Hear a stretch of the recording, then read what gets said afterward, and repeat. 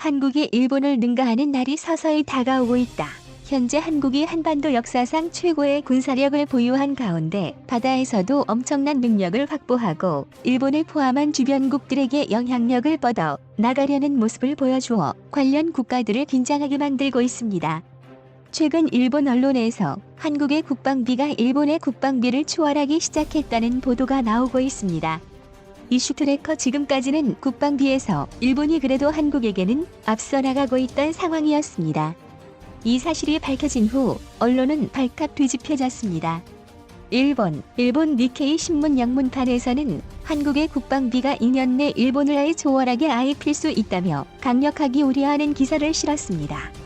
니케이 신문은 한국이 2023년 일본의 군사력을 따라잡게 된다며 한국이 외교 역사 갈등 문제에서 일본에 비해서 더 우위에 서게 될 수 있을 것이라고 경고하는 보도를 내보내 일본 사회 충격에 몰아놓고 있습니다. 니케이 신문에 따르면 실질 구매력 기준 1인당 국민소득은 한국이 일본을 이미 초월해서 개개인 당 구매력을 따져봤을 국민 때 좀 더 한국 국민보다 일본 국민들이 빈곤한 삶을 살고 있다고 언급하며 일부 전문가들은 이 같은 추세대로라면 일본은 아예 한국에게 잡아먹히는 빈곤의 섭이 될 것이라고 강력하게 경고했습니다. 여타 일본 내 언론에서는 이중 한국의 국방비에 집중하는 모습을 보여줍니다. 한국의 국방비가 일본의 국방비를 초월하고 있는 점을 부각시키며 이건 뭔가 문제가 있다는 반응이었습니다. 현재 일본 전체 GDP의 3분의 1 수준의 경제력을 보여주는 한국의 국방비에서 일본과 거의 비슷한 수준이라며 한국의 군사 대국화를 경계해야 한다고 언급한 것이죠.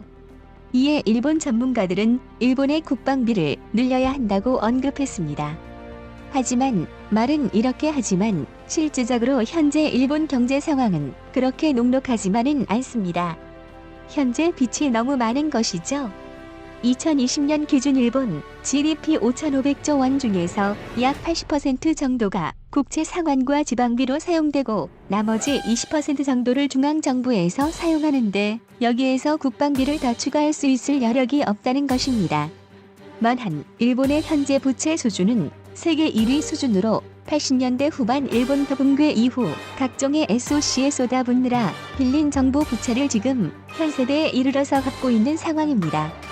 도쿄 현재 일본에서 열리고 있는 올림픽을 통한 부흥을 노렸으나 코로나가 발생해 오히려 더욱 상황은 어려워지고 있습니다. 국민들의 올림픽에 대한 반응 등 여론은 둘째치고 무리한 올림픽 개최를 하는데 투자한 비용 역시 감당할 수 없는 빚더미가 돼서 일본 경제 상황을 더욱 약화시키고 있습니다. 회수하는 것은 더욱 요원해진 상황이기도 하죠. 결국 많은 전문가들은 일본 경제는 더욱 어려워질 것으로 예측하고 있고 뭔가 다른 방향을 찾아야 한다고 주장합니다. 이에 반해 한국은 최근 일본은 시도하지 못하는 국방 관련 시설 등의 개발과 많은 투자를 하고 있습니다. 잠수함에서 발사하는 대륙간 탄도 미사일인 SLBM을 세계 6번째로 개발에 성공했고 이제 고성능의 핵잠수함 준비까지 시작하려고 하고 있습니다.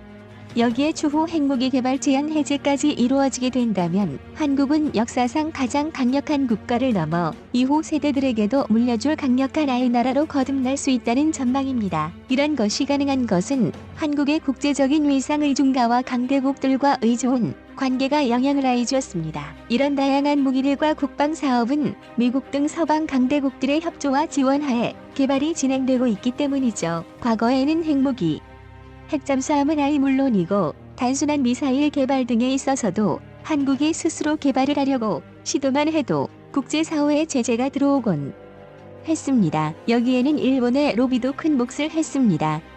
일본은 한국이 무엇인가를 하려고 하면 그것을 막을 수 있는 위치의 국가들에게 달려가서 로비 등을 하며 방해하곤 했었죠. 그러나 놀랍게도 최근 아예 한국은 적극적인 우방국들의 지원하에 미사일 항공모함 등의 개발이 이루어지고 있는 상황입니다. 일본의 로비가 줄어든 것이 아니라 한국 자체의 장점과 위상의 증가가 그들을 불러 모으게 한 것이었죠. 그들이 주목한 부분이 무엇일까요?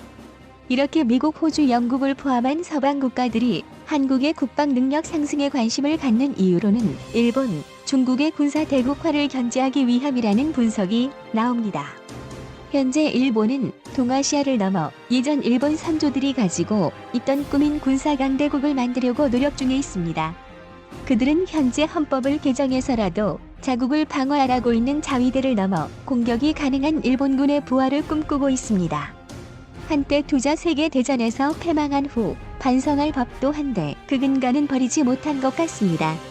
문제는 과거 일본으로부터 침략받은 경험이 있는 미국, 호주, 뉴질랜드, 영국 등의 나라들의 입장에서는 일본이 자국을 지킬 만한 방어적인 군사력을 갖는 것에는 이견이 없으나 일본 스스로 타국을 침략할 수 있을 만한 국방력을 갖추는 것은 인정하고 싶지 않는 분위기입니다. 이에 더불어 중국은 계속 미국과 그 우방들에게 위협적인 존재로 다가오고 있는 상황이기도 하죠. 문제는 이 둘을 견제할 만한 확실한 대안이 없다는 것입니다. 강압적으로 막을 명분이 없다는 것이죠. 이때 등장하는 국가가 한반도의 대한민국입니다. 바로 중국과 일본 사이에 있으면서 미국, 영국, 호주와 단 한 번도 적대적이 아니며 민주국가에 해당하는 한국을 군사 대국화하는 것은 속칭 파이브 아이즈 국가들의 베스트 파트너십 국가로서 합리적이기 때문입니다. 매우뿐만 아니라 세계 최고의 기술력을 보유하며 국제적으로도 좋은 평가를 받고 있기에 정말 먼저 다가오고 싶어하는 국가가 되는 것입니다.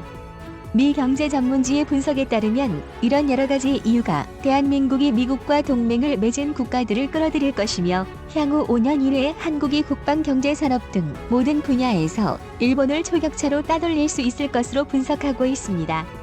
특히 국방력 부분에서는 다른 분야보다 더욱 확실시되고 있다고 합니다. 이 중 주목할 부분이 있습니다. 바로 해군력의 비약적인 상승입니다. 이를 통해 한국이 해양 강국으로 거듭날 기회가 된 것이라는 것이죠. 한국은 이제 중항모급의 항공모함은 3척이나 건조할 예정이며 대륙간 탄도미사일을 탑재한 핵잠수함 건조뿐 아니라 도서 지방의 요새화에도 박차를 가하고 있습니다. 현재 공사가 한창 진행 중인 울릉공항은 기존 계획보다 더 사이즈가 큰 항공기를 이착록이 가능하도록 재설계하여 활주로 매립 공사를 한창 진행 중에 있습니다. 또 하나의 중국을 견제할 수 있는 서해에 있는 흑산도 공항의 경우에는 환경부의 반대로 무산 위기에 봉착했으나 지자체 측에서 국립공원 구역 조정 요청서를 제출하면서 흑산도 공항 건설에 급물살을 타고 있는 상황입니다. 이렇게 나란히 율동공항, 흑산도 공항이 한반도 양옆에 건설되게 되면 한국이 가져가는 국방력의 이점은 더욱 드러나게 튄 것입니다. 추가로 한국민 등 관광객들에게도 비행기를 타고 갈 수 있는 한반도의 영역이 더욱 증가하게 되어 관광산업 등의 경제적인 이점도 증가할 것으로 예상됩니다. 대신 또한 물 위의 항공모함 공항을 활용해서 한반도의 해안을 지킬 수 있는 전초기지가 쟁기는 역할도 담당하게 될 것입니다. 이는 동해와 서해에서 한국의 안보를 확실히 챙겨갈 수 있는 상황을 만들어줄 것입니다. 활주로가 생기는 이유는 바로 한국 정부에서 추진하는 울릉도의 해군 기지화 전략에 있습니다. 최근 도쿄올림픽 공식 홈페이지에 우리 정부의 향의에도 불구하고 독도를 자국 영토로 표기하며 세계인에게 알리고 있는 일본에게 이를 한국이 강하게 응대할 필요를 인지하고 독도에 언제나 출동이 가능한 위치인 울릉도를 해군 기지화하려고 하는 것입니다. 이틀 통해 일본의 독도의 도발 억지력에 큰일 도움을 줄 것으로 기대하고 있습니다.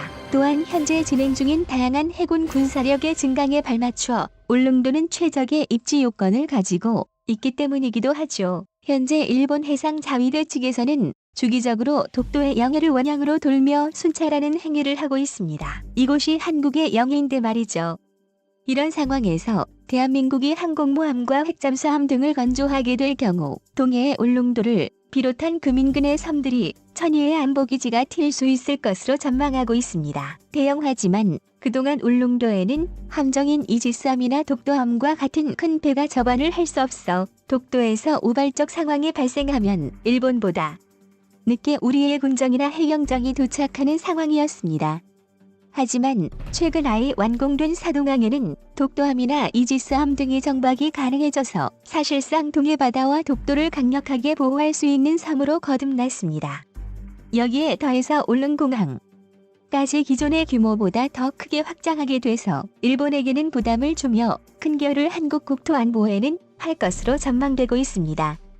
물론 일본은 이런 상황이 매우 불편할 것이지만 말이죠. 일부 전문가들은 일본의 역사를 보면 누군가와 싸워서 정복해야 하는 것을 당연하게 생각하는 민족이며 그렇기에 언제나 전쟁이 끊이지 않았다고 합니다. 약자들에게 가차없이 무례한 행동을 하는 것이죠. 반면 자신들의 위에 위치하는 존재에게는 살아남기 위해 바로 엎드리는 행동도 마다하지 않는 민족이라고 합니다. 따라서 한반도에서 한국이 일본보다 강했던 시기에 일본에게 한국은 많은 영향력을 미칠 수 있었습니다. 과거 고구려는 당시 일본의 수도에 해당하는 무사시노 오이소 등의 도시를 개척하면서 일본의 개척지를 만들어 오늘날까지 고구려 왕족을 모신 신사의 일본 왕실이 참배를 하고 있으며 백제는 선사시대 수준의 문명을 아예 갖고 있었던 일본 열도를 개척해서 백제를 후방에서 지원할 수 있는 배후 군사기지를 만들기도 했습니다. 또한 신라의 영역에 있었던 청해진도 일본 열도의 강력함을 보여주곤 했었죠. 조선시대에는 세종대왕 시절 이종화의 장군이 대마도를 정벌하며 그들을 무릎 꿇리게 했었죠. 하지만 이후 점차 약해진 한반도는 일본의 침략의 대상으로 전락하기도 했습니다. 이런 역사들을 봤을 때 일본이라는 나라에 대응하기 위해 한국이 해야 할 일은 너무나 명확합니다. 바로 그들을 압도할 만한 가져야 한다는 것이죠. 일본을 압도할 만한 힘과 경제력을 갖게 아이 됐을 때에 일본이 더 이상 한국인들에게 함부로 못하게 할 수 있다는 것입니다. 문제는 아예 한국의 국방력이 강해지는 것을 일본도 알고 있고 이를 우려한다는 것입니다. 그래서 일본이 앞으로 어떠한 행동으로 한국에게 나올지 알 수 없다는 의견도 제시됩니다. 지금까지 로빗을 통해 한국의 국방력 강화를 방해해왔는데 이제 그것도 의미가 없어지고 있으니 한국이 확실히 일본의 군사력을 넘어서기 전에 일본 스스로 군사적인 도발도 강행할 수도 있다는 것이죠. 현재 한국의 국방력이라면 일본도 쉽게 도발하지는 못하겠지만 그래도 일본의 입장에서 더욱 밀리기 전에 한국에게 어떠한 방법을 동원할지 모르는 상황입니다. 한민족의 DNA 속에는 해양 제국을 건설할 수 있는 선조들의 얼이 남아 있습니다. 더욱 강력하게 한국인들이 강대국 의미원을 받으며 동아시아의 해양 강대국이 것을 기대합니다.